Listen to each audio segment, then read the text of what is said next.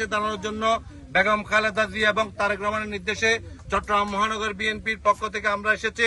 আমাদের মাঝে উপস্থিত আছেন চট্টগ্রাম মহানগর বিএনপির সাবেক শিল্প বিষয়ক সম্পাদক শহীদুল ইসলাম চৌধুরী, ক্রীড়া বিষয়ক সম্পাদক সাবেক দিদারুল আলম, মহানগর বিএনপির সাবেক সহছাত্র বিষয়ক সম্পাদক ইনুস চৌধুরী হাকিম, পাঁচটা থানা বিএনপির যুগ্ম সম্পাদক ইব্রাহিম চৌধুরী, কৃষক দলের যুগ্ম আহ্বায়ক ইকবাল হোসেন জিসান, ছাত্র দলের যুগ্ম আহ্বায়ক মোহাম্মদ আনাস, আমাদের গুজপুর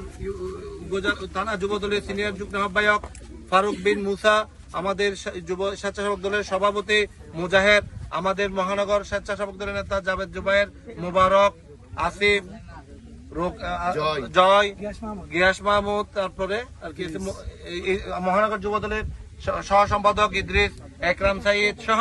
বিভিন্ন পর্যায়ে নেতৃবৃন্দ আছেন। প্রিয় বন্ধুরা আমার, আপনারা জানেন জাতীয়তাবাদী দলে দেশনেত্রী বেগম খালেদা জিয়া দীর্ঘ 7 বছর কারাগারে ছিলেন। আর তিনি অসুস্থ, তিনি আপনাদের